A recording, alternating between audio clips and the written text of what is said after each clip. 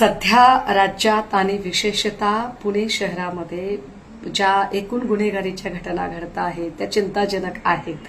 काल नाना पेठेमध्ये अगदी गर्दीच्या ठिकाणी फारशी लोकांची आवरासावरही झाली नाही. अशा वेळेमध्ये ज्या पद्धतीने गँगवॉर बघायला मिळाला आणि जो थरार पुणेकरांनी अनुभवला त्याला काही तास उलटत नाही. तोच खडकवासल्यामध्ये पुन्हा एक घटना, येरवड्यातली घटना, या सगळ्या घटनांचा एकूण गोषवारा बघितला तर लॉ अँड ऑर्डरचा 3, 13, 9, 18 वाजलेले आहेत.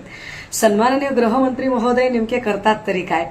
सन्माननीय गृहमंत्री महोदयांच्या एकूण कारकिर्दीमध्ये म्हणजे फडणवीस साहेबांची जेवढी काही कारकीर्द आहे त्या कारकिर्दीमध्ये ज्या पद्धतीने गुन्ह्यांचं सत्र दिसतंय ते सगळं बघता पोलिसांचा खरंच वचक राहिला नाही का?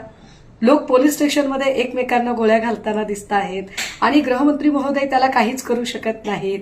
कारण गृहमंत्री महोदयांची अडचण अशी आहे की त्यांच्याच पक्षातले सत्ताधारी मधले आमदार जे आहेत ते किड्यामुंग्यांसारखी मारण्याची भाषा करतात, त्यांना धमकावण्याची भाषा करतात. तर कधी गजा मारण्यासारख्या गुंडांच्या सोबत गळाभेटी करताना सन्मान्य चंद्रकांतजी पाटील दिसतात. तर कधी एखाद्या गुंडाची हत्या झाली तर नितेश राणे त्यांच्या घरी सांत्वनपर भेटी घेताना दिसतात. पण हेच नितेश राणे एखाद्या शहीद सैनिकाच्या घरी मात्र सांत्वन भेट घेताना दिसत नाहीत. हा फरक आहे. इथल्या एकूण सत्ताधारी लोकांनी काय पद्धतीने लॉ अँड ऑर्डरची मस्करी चालवली आहे त्याचा. गेल्या काही महिने म्हणण्यापेक्षा अगदी काही वर्षांपासून म्हणजे गेल्या 10 वर्षांपैकी 7.5 वर्ष झालं सन्माननीय देवेंद्रजी फडणवीस साहेब हे गृहमंत्री पदाचा कार्यकाळ सांभाळत आहेत आणि नेमका या काळामध्ये कायदा सुव्यवस्थेचा प्रचंड बोजवारा उडाला आहे.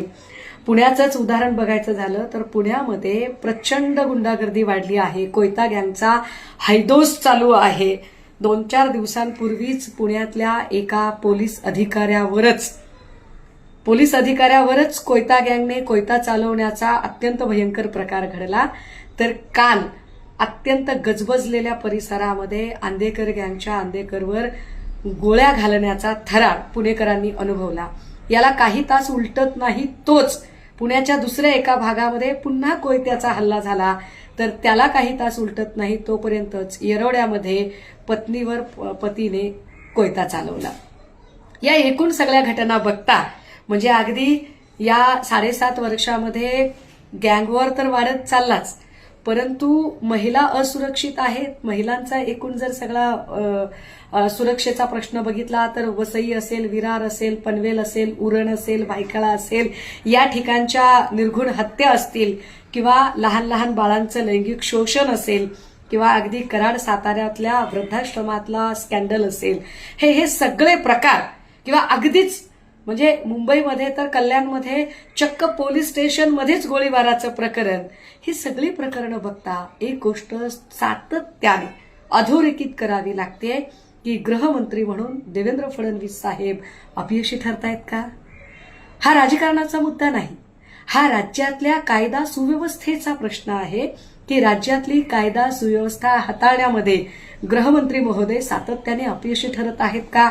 आंदोलनांवर तर न बोललेलं बरं, कारण जेव्हा कधी आंदोलनं केली जातात आणि नागरिक आपल्या न्याय हक्कांसाठी पुढे येतात त्यावेळेला ती आंदोलनं हाताळण्यापेक्षा ते चिरडून टाकण्याकडेच जास्तीत जास्त भर दिसतोय. सन्मान्य गृहमंत्री महोदय, आपल्याला झेपत नसेल तर आपण राजीनामा का देत नाही?